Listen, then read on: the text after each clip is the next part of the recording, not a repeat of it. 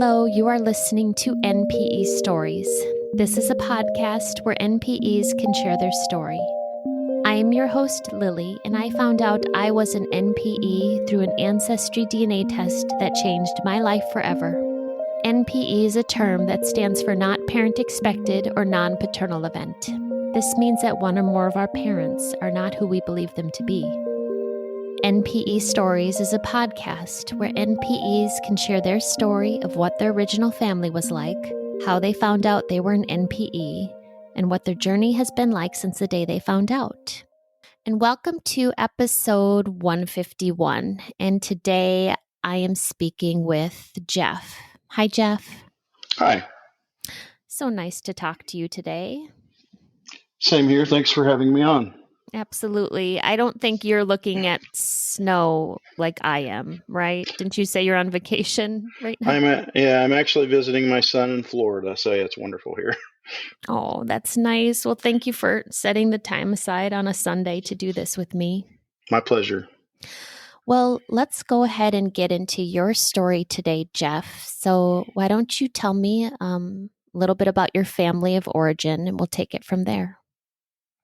Sure. Yeah. So I'm 55. I was born in November of 67 in Indianapolis.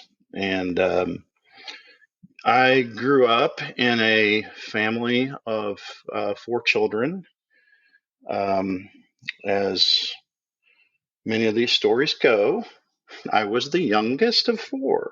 Mm-hmm. My siblings were respectively 8, 10, and 13 years older than me. So there was quite a gap. Turns out I didn't look a lot like my father, and my siblings did. I looked a lot like my mother, though, and I was always the one who looked like mom. So, a nuclear family. We were, my parents were married for 56 years. When my father passed away in 2009. At that time, I had children of my own. Of course, my son had graduated high school already. So, kind of give you the timeline there. I had kind of started my family relatively young.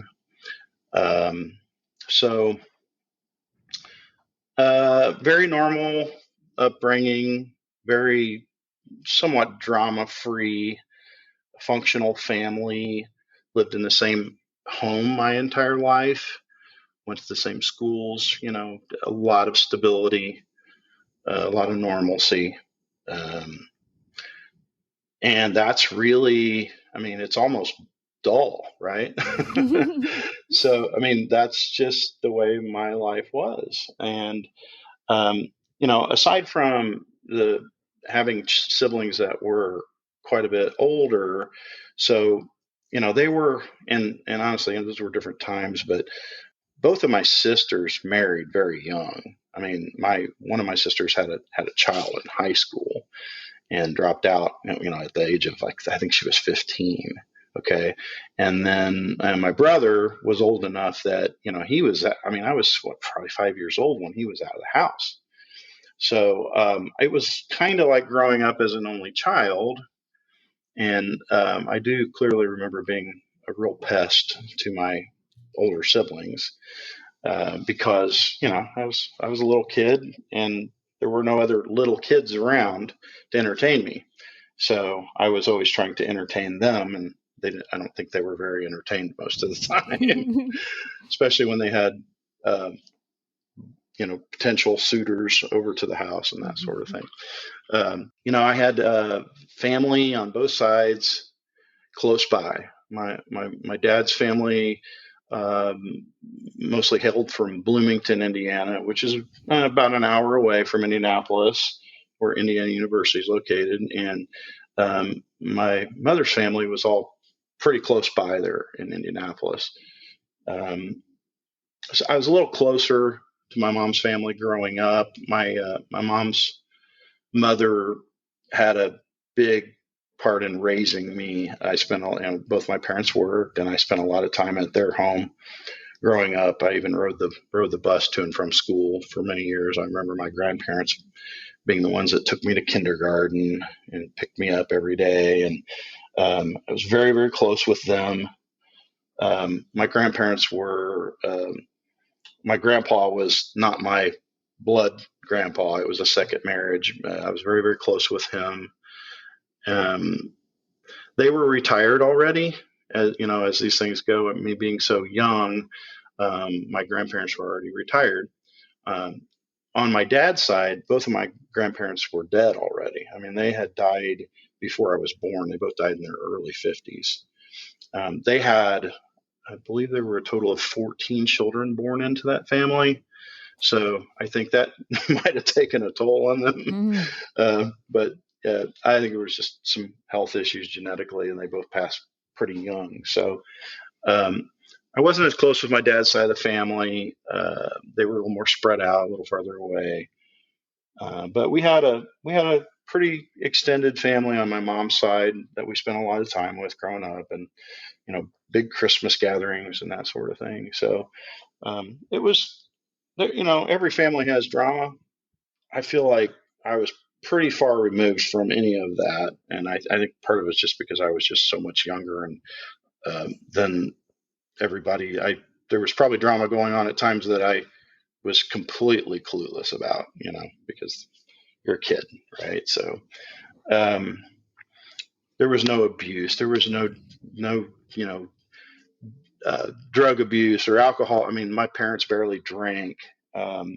So it was about as easy and normal as it could be. So that's really, off the top of my head, that's my childhood. I mean, if you have more questions, please No, go ahead and ask it.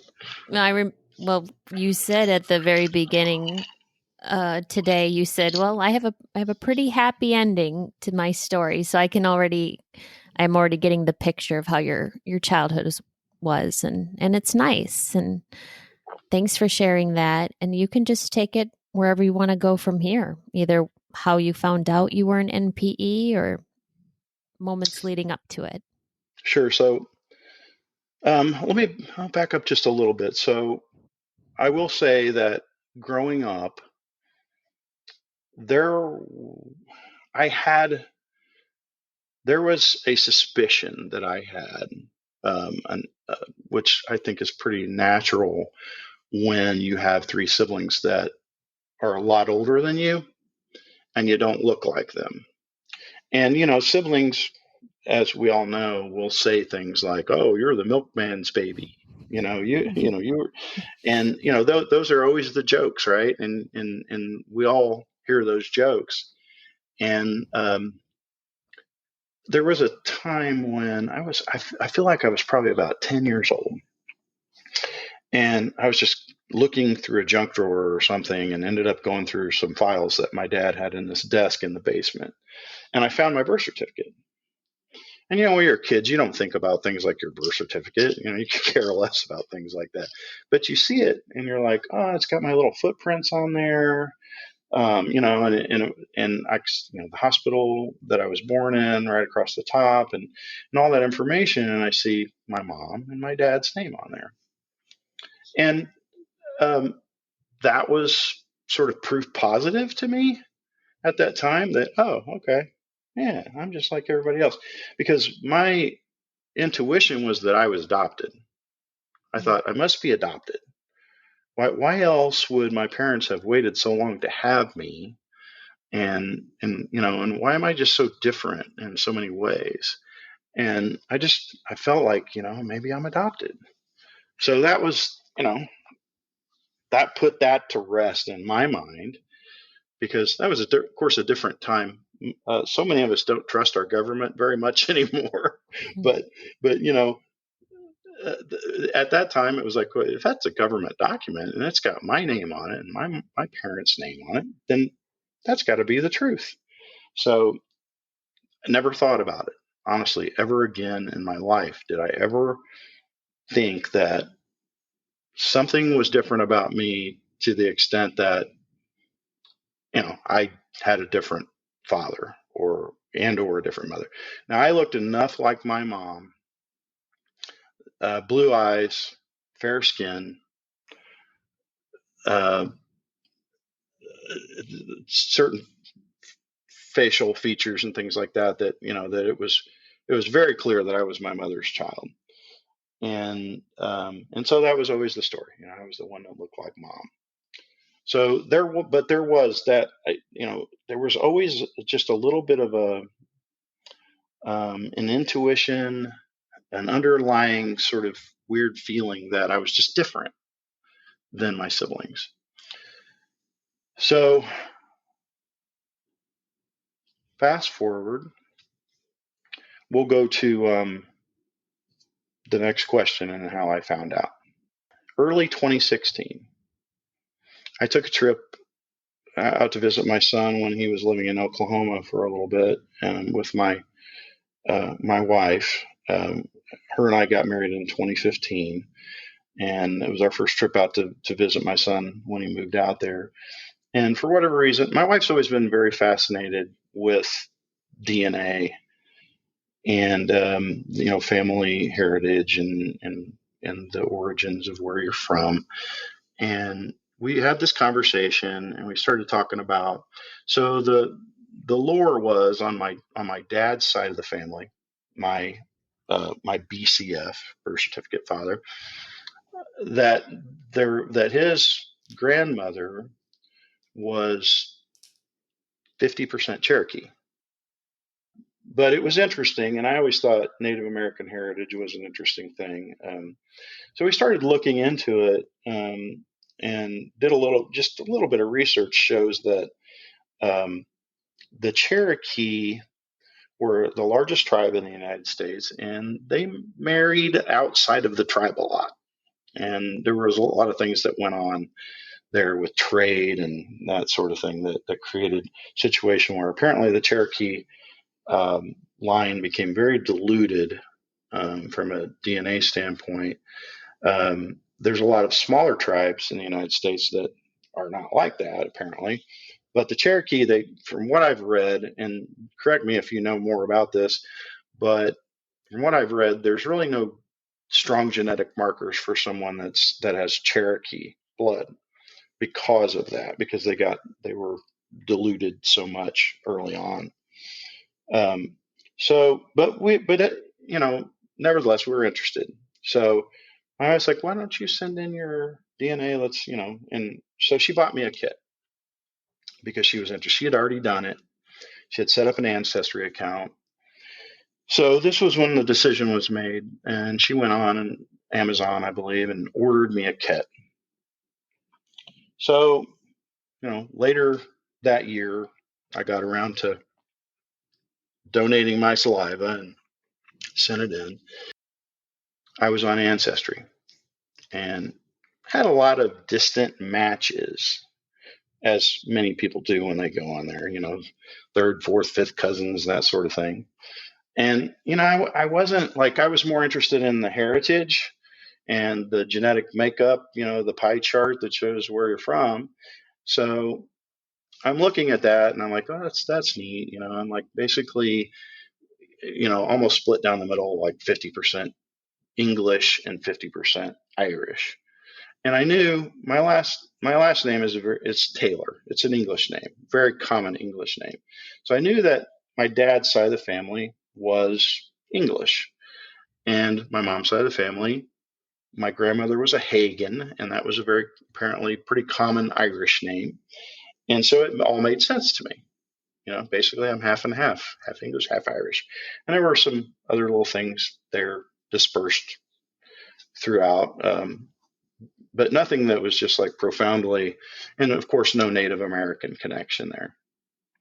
So I never really thought about it much at all. Any after that, there were no close matches. It didn't interest me as much as it does my wife. So life went on. So now we go to February of 2017. This was my first experience with understanding how DNA works. I was matched with a fairly close relative, most likely a first cousin, And my wife had been monitoring, it was her account. She had been monitoring the account, and she was like, oh, there was some guy named Darren that was connected to you through Ancestry, and looked like he was from California. And I was like, okay. And I honestly, I probably was just distracted at the time, wasn't paying that much attention. Um, and she didn't really say anything else about it after that. And I'm like, it was, nobody, I just didn't ring a bell. We weren't talking that much about it, and I wasn't that interested in it. So a little time went by, and my mother's older brother lived in Denver, and he was just, I believe, 3 years older than my mom. And I've been living in Denver for all of my life and most of his adult life. He had gotten out of high school, went in the Navy, and then he landed in Denver, and then he just never came back to Indiana. So being out there, he didn't have any other family besides his family that he had started, his first wife and his two children. And then he got divorced and remarried in the early 70s. And I never really had much connection at all with his first wife and his two children because they were, of course, quite a bit older than me, like my siblings were. And I don't even remember his first wife. I mean, I may have even been around her once or twice when I was a small child. So, but I did know my Aunt Joyce, whom he had married in the early 70s, and they had resided in Denver the whole time. So it turns out that Darren, this connection that I had, reaches out to my cousin Scott in Denver, who was my mom's older brother, my Uncle Dale, his wife's son from her first marriage was my cousin Scott. So he's not a blood relative. Okay. Um, so Scott and I were almost the same age. We've been connected for our whole lives, but had not spent a lot of time together because of the distance. Them living out there, and we didn't visit much, and they didn't visit much. So, but whenever I was with Scott, we always got along famously. I always enjoyed being with Scott. So, but it was interesting. I had reconnected sort of. Scott was raising a family, I was raising a family. All these years had gone by, and in my early or late 40s, I'd kind of reconnected with Scott a little bit because I started taking trips out to Colorado with my children to go skiing. And Scott had been married for quite some time and gotten divorced just like I had. And we started talking and communicating again, and sort of confiding in one another a little bit about some things. And he had gotten remarried, and he'd married a gal named Maria. Scott was not a social media guy. Actually, nobody in Colorado was that part of the family. My uncle, my aunt, none of them were on any social media. But Maria was. And she reaches out and she says, "Hey, do you know who this Darren guy is?" And I'm like, "What do you mean?" And she's like, "Well, I got a message through Facebook that he says he's Scott's brother." And I'm like, well, okay, I'm confused. Well, how do I get involved in it? She said, "Well, he says he's connected with you on Ancestry." I'm like, "Oh, really? Okay." So I tell my wife to call up the account, and we go look at it. And sure enough, this Darren in California is connected to me through Ancestry. So I'm like, that's interesting. So what does this mean? Like, I'm not quite grasping this. And she says, "Well, he says that, he's connected to you. He got your name. He figured out your name somehow, but I didn't have a lot of detail on there. And at the time, I believe we had a version of the account where you could only do so much communication on there. He couldn't figure out how to reach out to me, and so he was searching for me on social media and couldn't find me. because I have a super common name, Jeff Taylor. I mean, there's so many Jeff Taylors out there. And he wasn't sure where I lived. And he had done some research. And apparently, he figured out that I lived in Indiana. And he kind of figured out what my name was. So he's like, I am connected with this guy. He lives in Indiana. And I think that, and the way he found out about Scott was through a public record. Darren was adopted. Darren was born in, I believe, 1975 or 6. And he was the son of my Uncle Dale and my Aunt Joyce. My Uncle Dale had not divorced his first wife just yet, was in the process apparently of a divorce. He met my Aunt Joyce. She was recently divorced. She had already had Scott. They got pregnant. That produced Darren. Darren was put up for adoption at the time. Nobody in the family knew about this because there was no family close by. And they even played it off well to her coworkers and things, that she had like an appendicitis attack or something and had been in the hospital. She was young and thin and was apparently able to hide the pregnancy fairly well. So really nobody except for my aunt and uncle knew of Darren's existence. Are you still there? Yes, that is. I'm listening. I'm just kind of like, I I wanted have to make sure. I'm sorry. I'm listening. Are Dale and Joyce still married? Unfortunately, Dale died in 2020.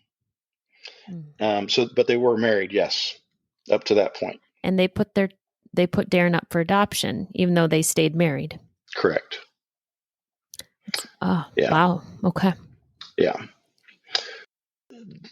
At the time in Colorado, as you know, adoption laws have changed over the years in different states. And in Colorado, they had closed adoption, and there was very, very little information available to Darren.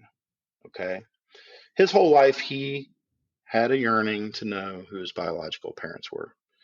He grew up, much like me, in a good, solid family. He was adopted by some really good people who apparently had some biological children of their own. Darren had a good life, but he still had that yearning to know who his biological family was. So at some point, Colorado changed laws and opened up some records, and he found out the names of his biological parents, and he found out that he had a brother named Scott. So he was curious and, of course, went on Ancestry searching and went to all kinds of public records searching.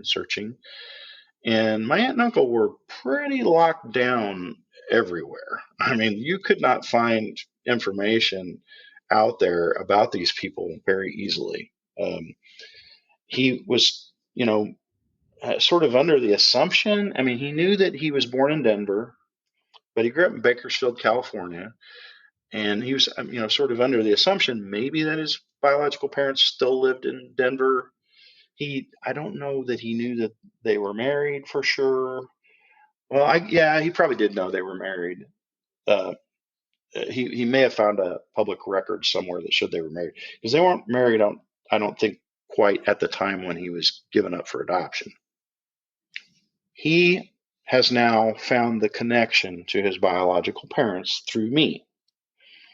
I am now the only person in the world that he's ever contacted who he shares DNA with. And I was it was profound for me. I was like, wow, like he found his family because I happened to put my DNA out there. And it struck me, and I was emotional about it. And I was like, wow, I mean, this is just such a big deal for him, and I'm so happy for him. And so, to back up a little bit, Maria was a little guarded about the whole situation. She thought it was a hoax. She didn't know, of course, anything about Darren and what his character was like. And she's like, well, this can't be, like, well, it appears that yes, I am connected with this guy, and what he's telling you is the truth. And so we opened up lines of communication with Darren as soon as we could figure out exactly how to do that. And so I was excited, and I called my mom, and I'm like, Mom, you're not going to believe this. Scott has a brother, and apparently Dale and Joyce gave him up for adoption. And my mom said, you know, there's been some talk about that possibility that something like that happened. And she goes, I don't remember what the origin of that was exactly, but there's been some talk that could have possibly happened. And I was like, wow, okay, family secrets, here we go. Like, this is not anything I would have ever heard about, but obviously, people keep secrets for a reason. So I'm like, well, I don't know how this is going to go, but Scott is kind of excited about it, and he's going to talk to his parents about it. So bear in mind, at this point, my Uncle Dale is in his 80s, and he's of somewhat failing health. Joyce is quite a bit younger than him. I want to say she was probably 15 years younger than him. So she's a little younger, a little more spry, a little healthier, but a little concerned about how Dale's going to take this, just, being at his age and with his health and everything. But, obviously equally, the two of them, it's a secret that they had meant to keep, and it's now out. So Scott, he actually went to Las Vegas and met Darren and his wife for the weekend, had a wonderful time with them. And then he said, hey, I'm going to break this to my parents. I want to be able to kind of do this myself and everything. And then hopefully I can get you in contact with them. So the cat's out of the bag. So he just, Scott's a really nice guy. He's a great guy, but he's very blunt and brash. He's actually very funny because of that. But so he sat him down and he said, hey, anything you'd like to tell me? Any secrets from the past that you'd like to share?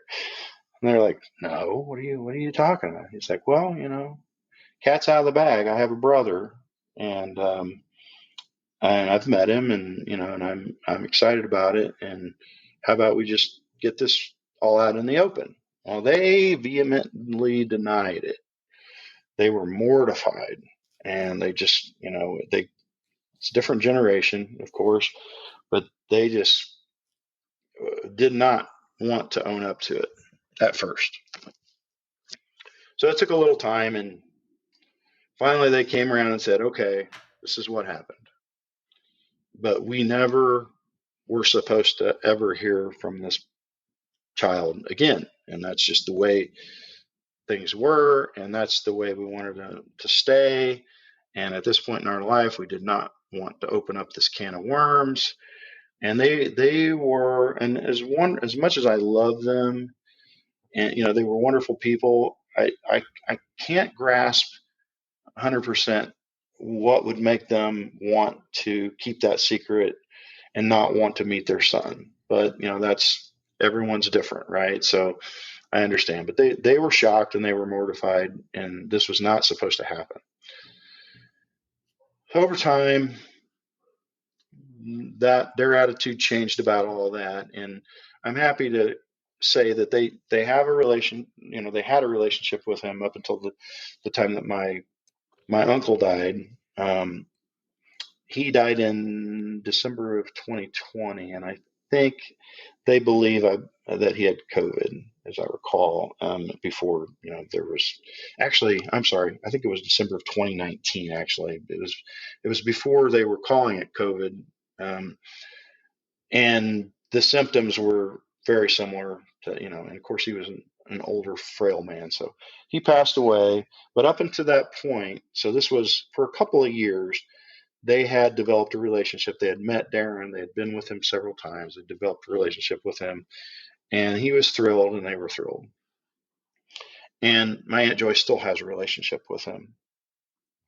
That's Darren. Okay, so that Darren was the icebreaker for me when it comes to DNA and understanding exactly how precise it is. And I don't know why. I'm not a, a simpleton, but I just guess I just never really thought enough about how precise the science is, Mm-hmm. and that was profound for me. So now, and I felt good about it. So, in between all that time, I had been speaking with my mother, and I'd gone to her house, and I pulled out all these photo albums, and I was snapping pictures with my phone and sending them to Darren. This was before he'd even met his parents yet. Here's a picture of your dad. Here's your grandpa. Here's me. Here's my mom. Here's all these people in the family, and here's where you come from. Here's a picture of your mom and your dad and your brother. Um, that was actually going on before I'm regressing here a little bit, but that was going on before Scott had actually met with Darren. So I'm kind of an open book, and you can probably tell by the way I ramble. My wife says that I'm an oversharer, and I'm guilty as charged. But I was so excited for him, and I jumped right in, and I just wanted to share all this information with him and show him these pictures of these people and that I had access to, and I was just so thrilled for him, and my mom was too. And when I look back at that, it's so puzzling to me how she, she talked to Darren on the phone. She was all in on this thing. It seemed to me, but she had this secret of her own that she was keeping so tightly, and that's of course all hindsight at this point, right? And that kind of blows me away. But moving on through the timeline of my discovery. So my mother passed away in June of 2018. She had been diagnosed the year before with lymphoma, and I think it was a late diagnosis. She'd been having some symptoms for a while, and they didn't know what it was, and finally figured that out, and it was pretty aggressive. And she was 84 years old. She went through a couple of chemotherapy treatments and did not respond well. And by June of 2018, she was in hospice care for about a week when she passed away peacefully at home. And it was the end of what I knew as a family at that point. My dad had passed away, and now I'd lost my mother at the age of 50. And I wasn't really prepared to feel orphaned, if that's a good word. At the age of 50, you're all of a sudden you don't have parents anymore. And you're like, this is a weird feeling. I didn't expect, of course I've got a family of my own. I've got grown children, and I didn't expect to feel such a loss from the perspective of like, okay, now I'm on my own finally, right? It's not really like that. I've been an adult for many years, but now all of a sudden I'm orphaned. And so, it was tough going through that, and then dealing with my mother's estate. I was sort of elected to be the one to kind of take care of things because I work in the financial industry and have a lot of experience with those types of matters. So, of the four of us, they felt like I was best prepared to be able to kind of deal with kind of closing out her estate and everything, selling her home. And I had a lot going on at that point. I was a couple of years into my marriage. 3 years, I guess. At that point, we got married in May of of 2015. And my second wife had two younger children that we were still raising, and they're now 19 and 20 years old. So almost uh, out of the house now. I've been raising children.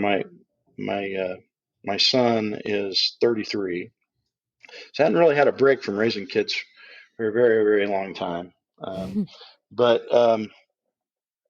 and I definitely love all my children. So um, not trying to complain too hard there. But so it's now August of 2018, and I get a new match on Ancestry, and it's a close match, and my wife sees it, and because she was, of course, the one monitoring the account. And she's like, hey, there's this person named Carla. Looks like a very close match. Do you have any idea who that is? And I'm like, no idea. That's weird, But I'm like, what do you mean really close? Well, like a cousin or something. I'm like, okay, so my dad, meaning my birth certificate father, there were 12 siblings in that family, including him.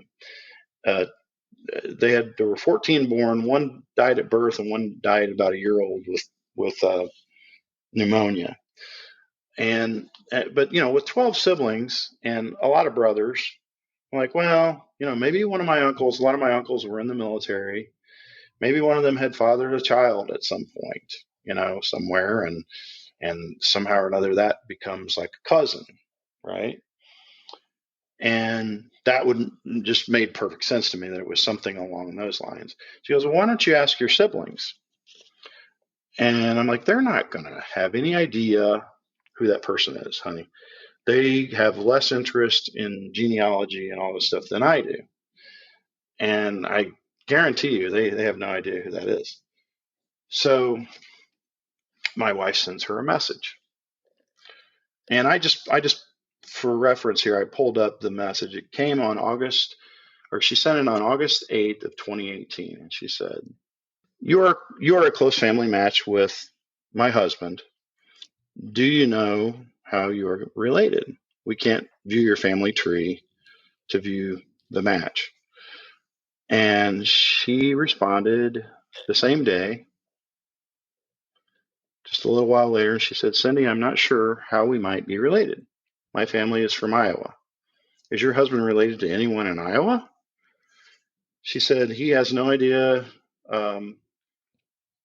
What's weird is you are on the same level of match as his sister. So one of my siblings that I grew up with, my sister Teresa, had submitted her DNA to Ancestry, and we were a match on there. And I had never really, paid much attention to see, because I wasn't seeing, my sister didn't really build a tree or anything. So I was just assuming that my dad's family, nobody else was on Ancestry. And that's why I wasn't coming up with anybody on that side of the family, really. I mean, I didn't have a lot of these names, these distant relatives, you don't know which side they're from to begin with unless you really do research. So she says, you're about the same level. And my wife was starting to study up on this and understand like the centimorgans and the ranges and things, and how closely you're related to people. We don't know how you're related. And she asked if she had any, some of the, like my grandmother's name and my biological grandfather's name, in the family. And she's like, no, we don't have any of those names, but we do have some other names here. And she shared those. And she says, can you tell me where your husband was born? And she says he was born in November of 1967 in Indianapolis. Both his parents were born and raised in Indiana as well. It would be fun to figure out how you two are so closely related. His mother's maiden name is Wayman. She just passed away. She just passed away a little over a month ago at the age of 84. And she asked my sister if her last name was, if that was the last name she had on there, was that her maiden name or was it a married maiden name? And that was it. That was the end of that conversation until 4 days later. And my sister Carla, who lives in Kansas City, responded. She said, Cindy, I do have a strong suspicion about how we may be related. Unfortunately, this information may be hurtful to your husband, and my intent is not to cause harm to him. My father was an alcoholic, known to cheat on my mother. My sister and I had heard that he may have fathered a son, but we had no more information than that. We moved around a lot, quite a bit during our childhood. However, we were living in Indianapolis in 1967. And when my wife showed me this message, that was the point where my jaw dropped to the floor. When I saw we lived in Indianapolis in 1967 and they were from Iowa. And she said, we moved away about the time your husband was born. My father is no longer living, and my mother has severe Alzheimer's, so I have no way to confirm any of my suspicions other than the DNA match. I have struggled whether to tell you this. I truly do not want to hurt your husband or family in any way. My sister and I felt ultimately you deserved information and the right to do it how you deem appropriate. Do with it as you deem appropriate. I am sorry for the loss of your mother-in-law. Again, this happened, just 2 months before. She said, I recognize that this is a terrible thing. So then my wife was like, hey, here's my phone number. We really want to know more.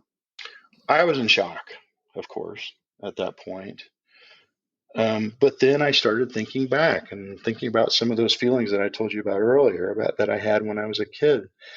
I was like, wow, this really, this explains it. So we communicated more with Carla, and so it turns out Carla was one of 3 children. She was the youngest. There was Denise, who was the oldest of the 3, and there was a son in the middle, and his name was Billy. And they pretty much mirrored the ages of my 3 older siblings. So my father, William, my biological father, was married to their mother for 25 years. They divorced, I believe, in 1987. So I would have been just right out of high school at that point. They had been married all that time. And as she stated, he was an alcoholic. He was a philanderer. He was a traveling salesman.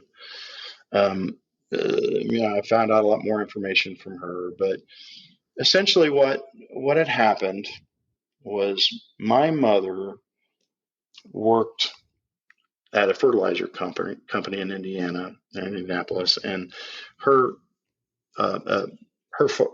biological father, William, was some sort of farm chemical salesman. Okay, so you can see the connection there. Mm-hmm. At the time, apparently my parents had been separated for several months, and none of my siblings really had a strong recollection of this. I think maybe it was sold to them that just for that maybe they weren't separated because they were unhappy in their marriage, but there was just something else going on. And so my dad had apparently gotten an apartment somewhere in town, and they were separated. And I think they were still seeing each other to some degree, but my siblings, honestly, they just really had either buried it or just never really thought about it, and none of them have ever made any connection as to my existence and the connection with that separation. My dad, my birth certificate father, had apparently had a vasectomy, which, as most people know, was pretty uncommon back in the 60s. But he didn't want to have any more children, so he had a vasectomy. And everybody in the family pretty much knew, apparently, that he had had a vasectomy. And the story was because, as we know now, my parents got back together and were married until my dad died. That the vasectomy didn't it didn't quite take. It didn't work out. And I was the surprise. And so that was always the story was, that's why there's such a big separation. You were the surprise, the bonus baby, or however you want to put it. And we love you just as much as your siblings. And that's just how it worked out. My mom apparently almost died after I was born, due to hemorrhaging, and had to have a complete hysterectomy. And so, of course, she wasn't going to have any more children after that. So now I'm 50, right? And I find out that my dad wasn't my dad. So it turned my world upside down. It took all that security of the very normal life that I had, and the status quo, and almost a charmed life that I had, and it just turned it all on its head. And I mean, I'm a grown man, and I'm a pretty strong guy, and I have feelings, but I'm pretty good at kind of controlling my emotions to some degree. And I think because even though I'm an open book, I was suppressing a lot of those feelings, or trying to. And I was clearly going through a very difficult time, dealing with my mother's estate, and then having this bomb dropped on me. To digress just a little bit, so I, the day when I found out this information, I called one of the youngest of my three siblings that I grew up with, and I got my sister on the phone, and I said, "Hey, are you sitting down?" And she's like, "Yeah." I said, "Did you know Dad wasn't my biological father?" And she got really quiet. Am I allowed to cuss? Yes. Okay. Well, I'm going to use a word here. I said, "You've got to be shitting me." And she hadn't said anything yet. And she said, "Well," she said, "I've known only for a couple of years, Jeff." She said, "When you got on Ancestry.com, Mom panicked, and she got Cindy and I, my sister Teresa and Cindy, she got them together, and she explained to them the origin of my existence." And the story that she told them was it was just a thing that happened. There was drinking involved. It was a thing that happened, and it wasn't some long drawn out affair or anything like that. But that's how she got pregnant, and she knew his name, and she left them with a name. And that was the day that Carla, said that she had suspicions, and she knew that I was her half brother. Was the day that I had called my sister Teresa, and she confirmed that for me by giving me that same name. So, my sister said, Mom swore us to secrecy. She said she would take it to her grave if she could. And my mom made it by 2 months. She took it to her grave. And she said, we were going to tell you, just not, like 2 months after Mother passed away, after you were going through this grief and everything, we weren't just going to drop that bomb on you, but we were going to tell you eventually. And I believe that they were going to. Despite my mother's wishes, I don't think she ever wanted me to know. She basically said to them that she left the name so that I could connect the dots in case this happened. So I was able to do just that fairly quickly. That's how I found out. At the time I found out, my father, my biological father, had died in 2013, so I never met him. Now moving forward from there, so we'll say this is the last part of the story, is where my life is now.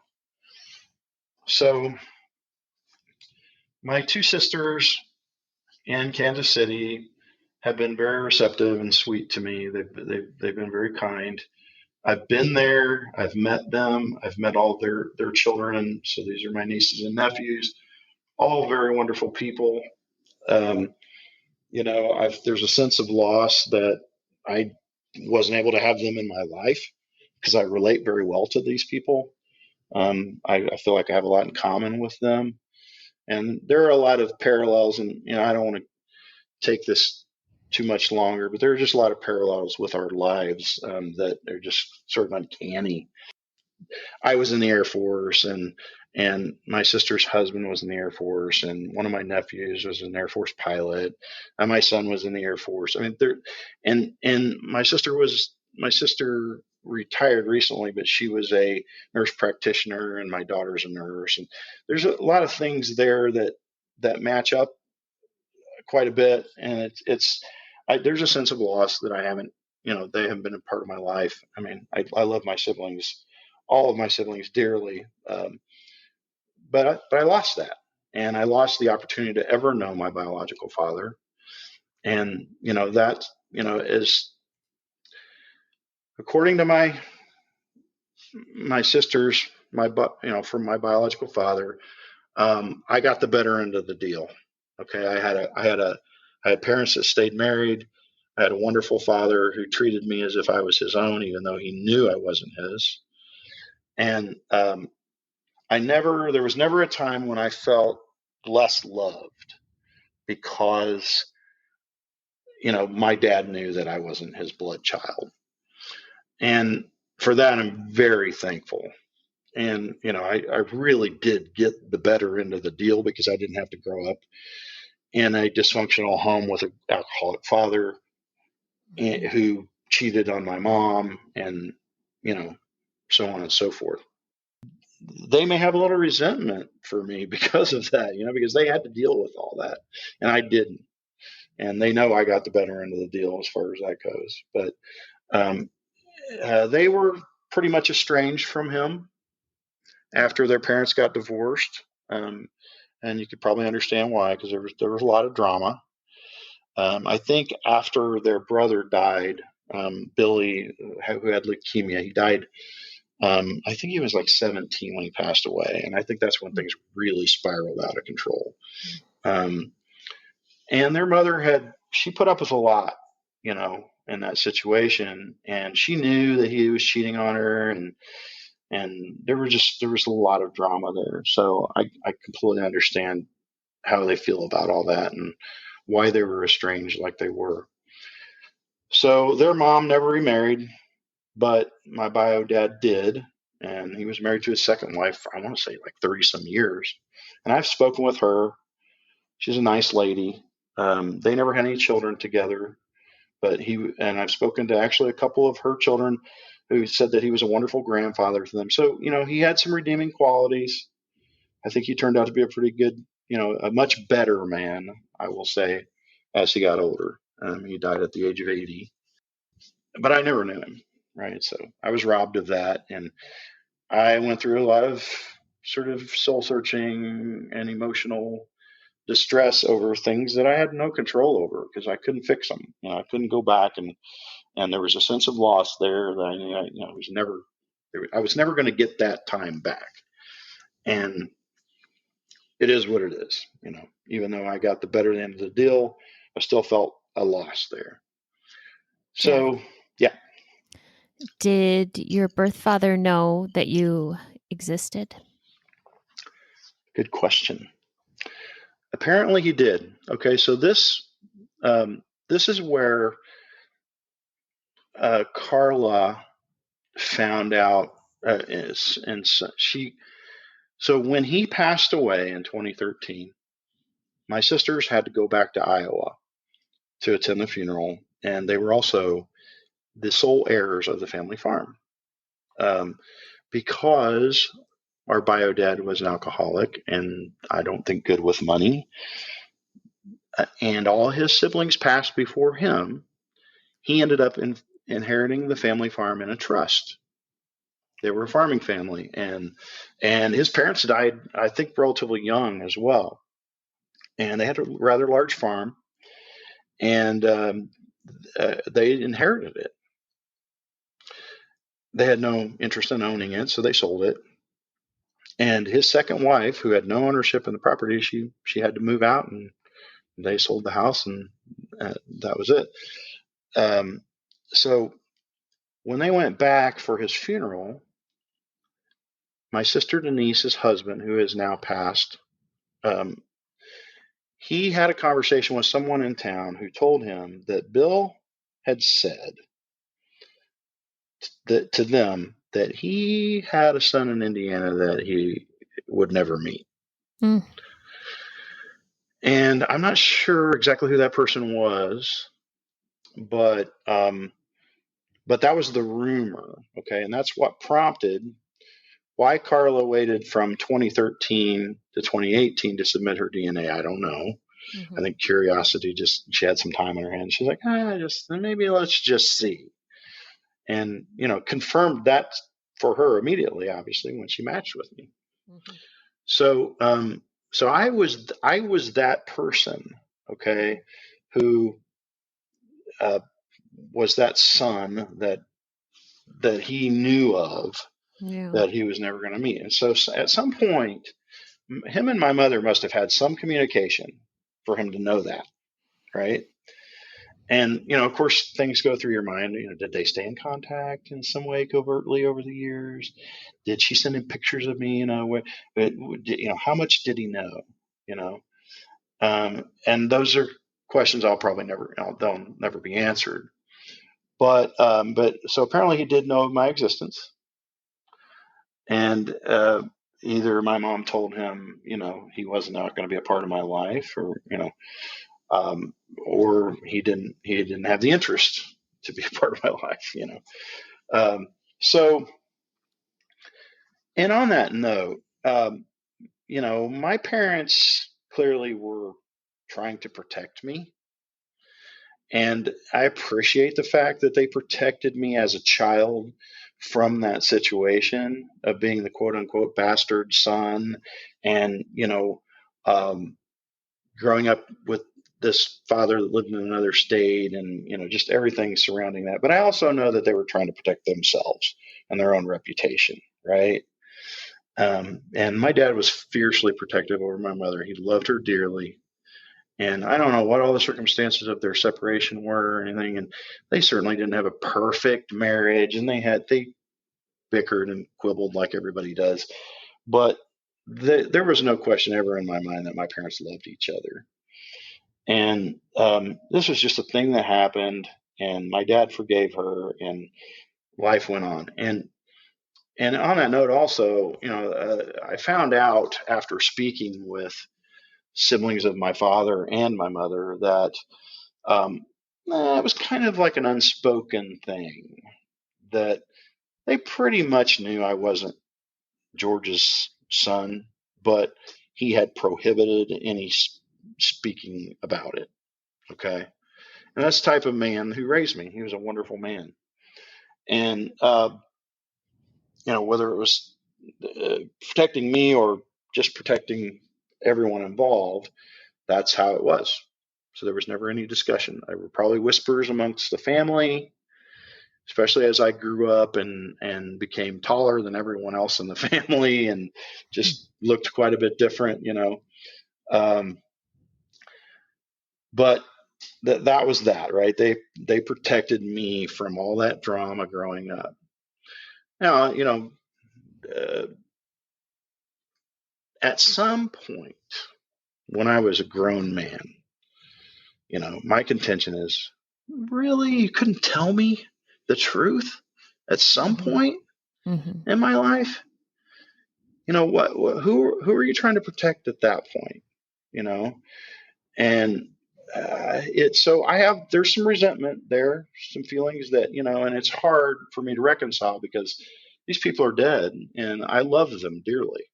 And it's hard to be mad at dead people, and, but it's a reality. And I do feel some resentment about not knowing and not having the opportunity to at least have known my biological father and being robbed of that.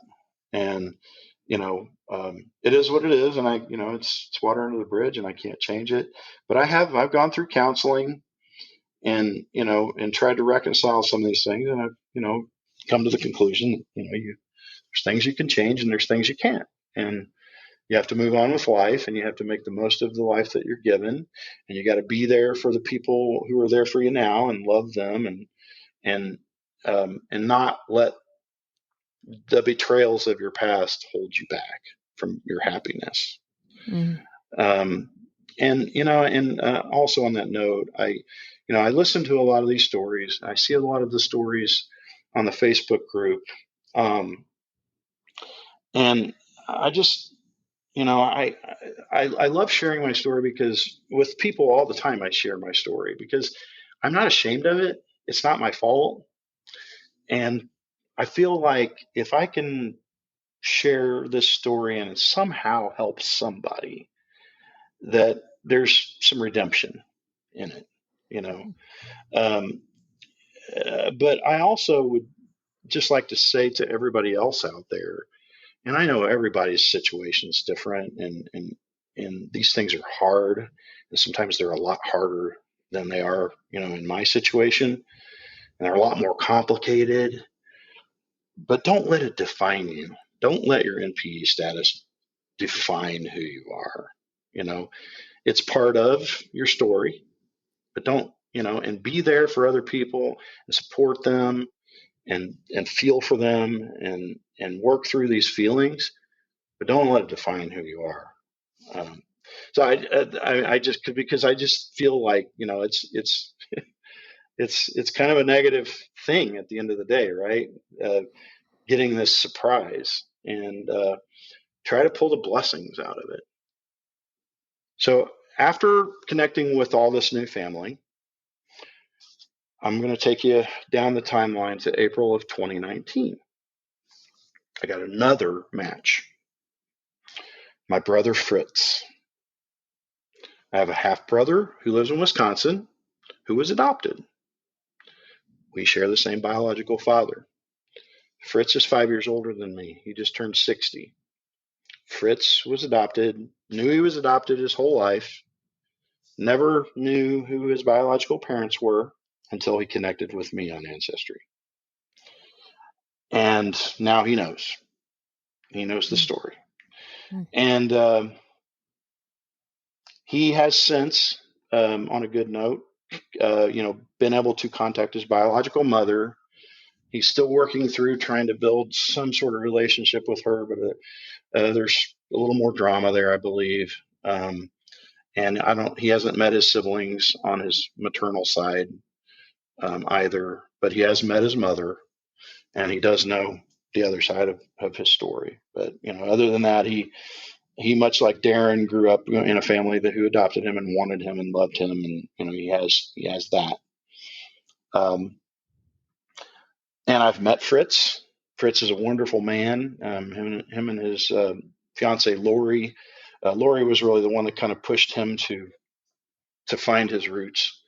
And they're absolutely wonderful people. They have one daughter who is a wonderful person. So I've been to Wisconsin. I met them. They've been to my house. We've spent time together. It is about as much as it can be, from with the distance, as far as building a relationship.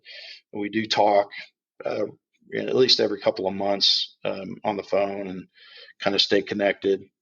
Fritz has not met my siblings in Kansas City. They're still kind of reeling from discovering me, and then also finding out that there was Fritz, who was 5 years before me. Okay. So that's two sons that he fathered while married to their mother. Okay. Now I'm going to give you this piece too. I'm jumping the timeline a little bit, but in January of this year, I got another match. Mike. Mike was adopted. Mike lives in Minnesota. Mike grew up in Iowa. Mike is 63 years old. He's a year younger than Carla. Same bio father. So that's 3 of us. Oh, wow. Mike, I don't know much about yet, and I'm not sure if I will. He's a little leery. He got on Ancestry. I don't know if somebody pushed him to do it or gave it to him as a gift or whatever, but I've reached out to him. I gave him my phone number, my email, and everything, and I'm like, "Hey, you're my brother. I can tell you everything you want to know that I found out about your biological father. Don't know anything about your mother's side, obviously, but and he shared that he was adopted, and so that's Mike. That's Oh, about all wow. I know about Mike. Um, uh, and I'm hoping that Mike will open up and want to have start some type of a deeper conversation and find out more, and maybe we'll have a relationship. So that's at least 3 of us, and this man was he was getting around. So Wow. Yeah. it's it's just and of course my sister Carla found out about this through Ancestry as well, and and it's just a knife in her heart, Mm. because these things were going on while he was married to her mother, and her mother passed away. I believe it was last year. And they were caring for her in home, and she had a brain tumor and severe Alzheimer's, and they loved their mother dearly, and their dad, he did her wrong, right? And so they have every reason to have been estranged for as long as they were. I wish that they could have healed that relationship, but that's has nothing to do with me. They've been kind to me, and they're still having a hard time dealing with the idea of these other 2 as well, Mm-hmm.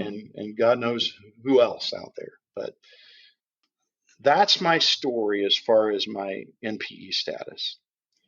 Mm-hmm. So with regards to Fritz, so in around September of 2021, Fritz took a trip out west camping, decided to swing through the little town in Iowa called Cromwell, where our father was born and raised and died. And he went to his gravesite. He was pulling a camper, and when he pulled off the road, a gentleman checked to make sure he was okay, and he said, "Yes, I'm just going to go see a gravesite." And he's like, "Really, who?" Of course, he said his name, and it's a one-stop sign town. This gentleman knew everything about him and got into a conversation, about our biological father. And in that conversation, he said, there was a guy back in the 90s who came through town that claimed to be Bill's son. And I think I might know who might have some information about that. And it was the bartender in town. Mm. So apparently our dad spent a lot of time there, and he liked to talk. That's probably where I get it from. But apparently, there was this guy named Danny who grew up in Iowa and now lives in Minnesota as well, who is right between my age and Fritz. So Danny's about like 58 maybe, and had been told by his mother that Bill was his dad. So in the early 90s, he was a young 20 something, came through town, confronted Bill. Bill never denied it, but he told his wife, Virginia, his second wife, that that wasn't his son, that he knew who his dad was because he looked just like him. Danny grew up the only child of a mother who never was married, and all he ever knew was that maybe Bill was his dad, and it was never confirmed. So we did some sleuthing. We were able to find Danny. We found out Danny was on 23andMe. So I spit in the tube and sent it in to try to confirm for Danny if Bill was his biological father. I found out that he is not our brother. And so Danny's story continues somewhere. I don't know if he'll ever know the answer to that, but um, Danny was also a wonderful man. I had great conversations with him. I wish he was my brother, and I told him that, but he's not. And when I went on 23andMe, and this is the blessing, this is the silver lining in it all. Um, I I don't want to get too emotional here, but I found out that I had a daughter that I didn't know about. So you click the button and it says find your relatives, and it populates the list. And at the top of that list is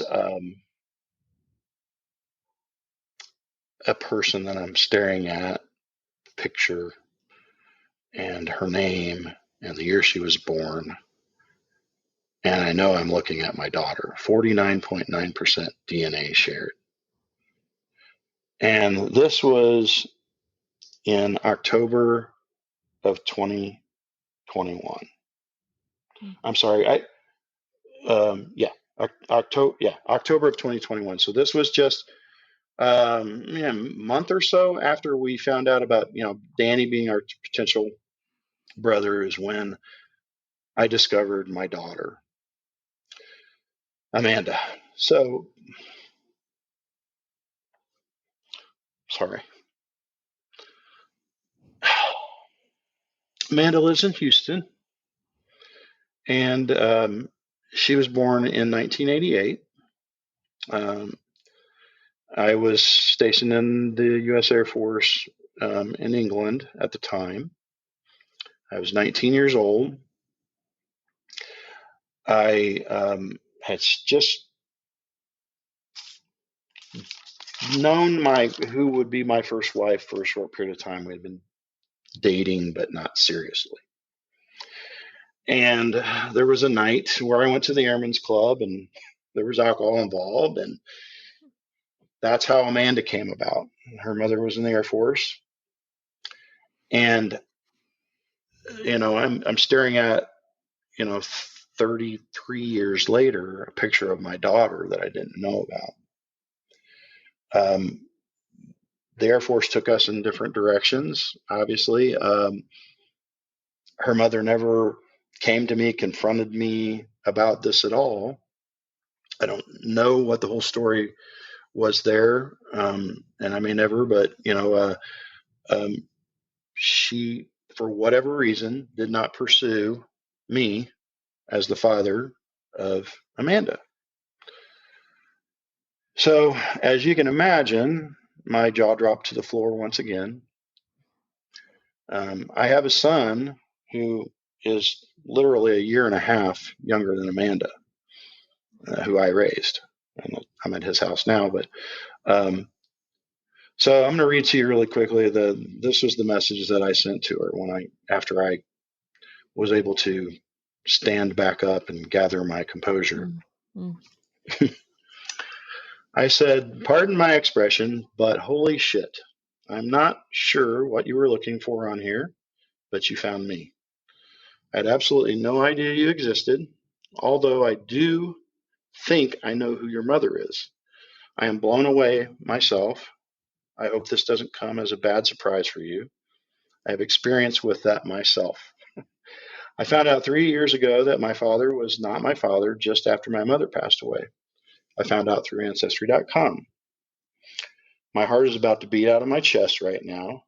I certainly hope you had a good life, and I'm definitely open to getting to know you if you're interested in that." So the next day, I hadn't gotten a response, and I followed up with, "Amanda, I wish I knew what you're feeling right now. It breaks my heart to think you're hurting in any way. I have no idea what you were seeking by uploading your DNA, so I can only speculate. I can certainly understand how you would be apprehensive about all this. Understand, I am an open book and a man of my word. I will be glad to tell you anything that you want to know about me and my family history with no expectations of reciprocity. Please understand that I do have some knowledge as to what you might be feeling right now, as my paternal discovery sent me reeling at the age of almost 51. secrets and transgressions from the past can send a person into a spiral of emotional confusion. I have been there and I sought counseling. I have done some inventory of my memories now, and I'm pretty certain your mother was, and I'm not going to say her name. I also do remember you being born, probably at RAF Lakenheath Hospital in the United Kingdom. I was in the United States Air Force Station with your mother. Whatever you have lived or have been told, I, of course, have no idea.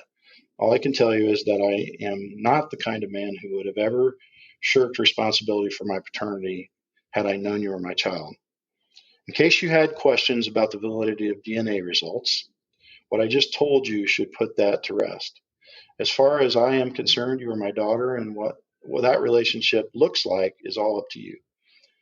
My phone number is, you can call or text me when you're ready to simply respond to this message, or simply respond to this message. I will be on vacation this week. So, I just said, I pray that life has treated you well to this point, and I mean that with the utmost sincerity, humbly asking for your acceptance.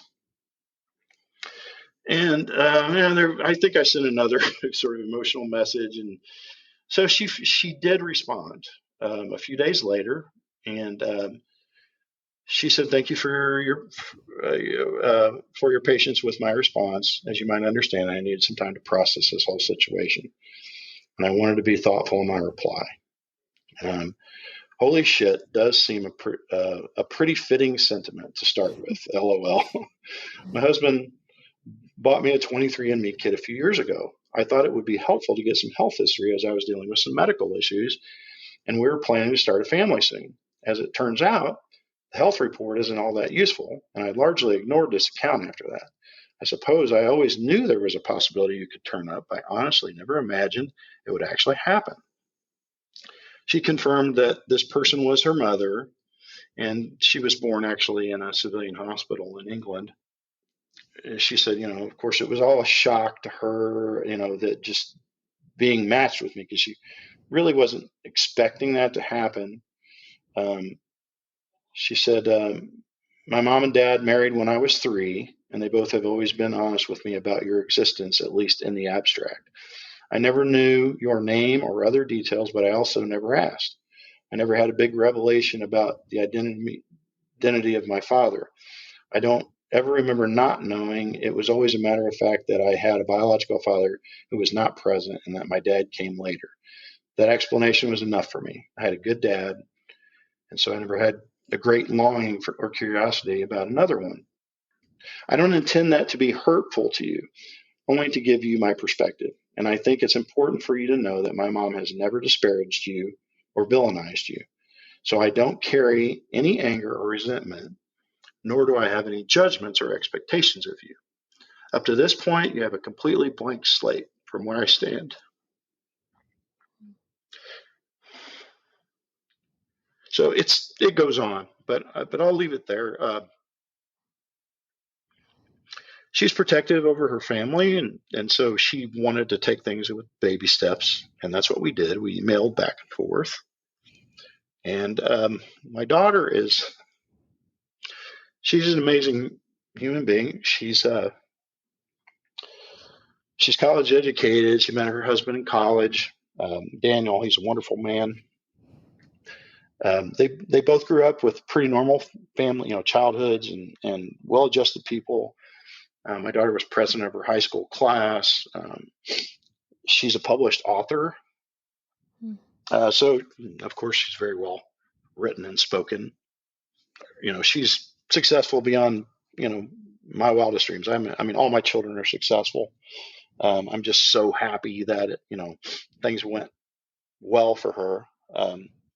And we have since developed a relationship, and, we stay in pretty close contact. My children, whom I raised, were receptive from the beginning. They were shocked, but they were receptive from the very beginning. And they've been wonderful with Amanda and she with them. That's the happy ending to the story. Oh, wow. Never in a million years would I have ever expected that I was an NPE, and uh, uh, that I had this daughter out there. Oh my God. I had some tears listening to that. Yeah, it's all I could do to hold that piece, when I come to that point of the story, because it really is the redemption in it all, and I hope Yeah. everyone who goes through this experience has redemption somewhere, like Yeah. they have something good that came from it. This is huge for me. My my daughter, when I found out about her, was pregnant with my first grandchild. So I gained a daughter, and then just a few months later, in February of last year, I gained a grandson. Mm-hmm. And I have been to visit them twice. I've met my grandson. We've actually made a few other failed attempts to get together due to illnesses and things this past year. We haven't been able to make that happen, but we're going there in March to see them. And in May, they were actually supposed to come to our house in November for Thanksgiving, and due to illnesses, couldn't make it. That would have been their first time visiting Indiana, but they're coming to Indiana in May, and I'm going to have all my children together at one time No. for for the first time. And I've since had another grandchild. My son had a baby daughter in December. So they're cousins, and they're very close in age. And Amanda has two younger brothers, but they're not married and don't have any children. So my grandson Rowan has gained a cousin, and my granddaughter Marin, and my youngest child is due in June. No. So they're going to have three siblings in within about a year and a half. And just looking forward to having that big family, and all the blessings that come from that going forward. That's beautiful, Jeff. I forgot to ask you this beforehand, but are you someone that is interested in being able to connect with other NPEs? I'd be glad to if I could help anybody. Yeah.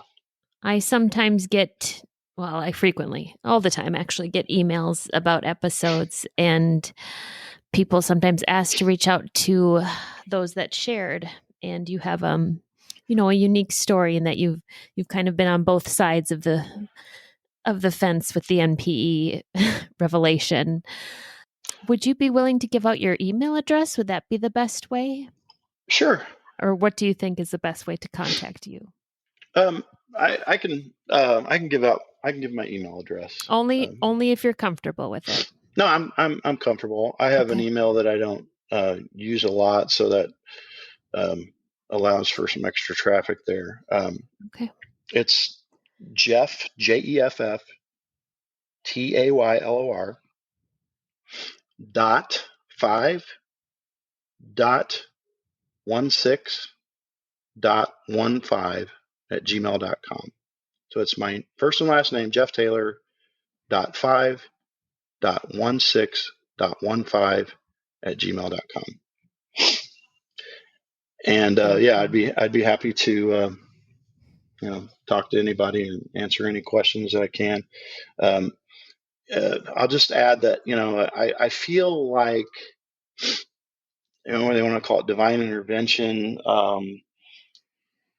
People use the term "things happen for a reason," and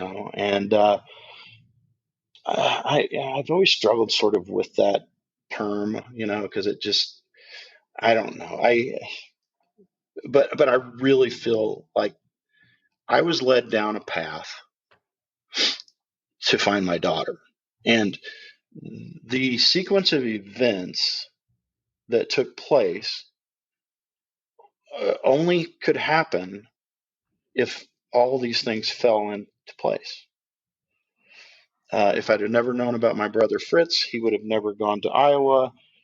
He would have never found out about Danny, who led me to Amanda. And, there's no way I would have probably never gotten on any ancestry site had it not been for my lovely wife and her curiosity. And I kid her about it, because it's been some drama, there's been some drama, but there's also been some wonderful blessings in it all. And I know not everybody's story turns out as beautiful as mine. I've seen them, and it breaks my heart for so many people, especially when they get doors slammed in their face, and phones hung up on them, and people that just don't want to face the past, transgressions and secrets. And my story turned out beautifully, and I hope for everyone else that they can find the beauty in it somewhere. Well, Jeff, I really appreciate you coming on and sharing your story today, and thank you so much for your time. It's absolutely my pleasure, Lily. Thank you. These stories are here for us to identify with. If you are an NPE and would like to share your story, email npestories@gmail.com. You do not have to give any identifying information. If you are an NPE and would like to share your story, I'd like to hear from you. Subscribe to this podcast to hear more. Come heal with us.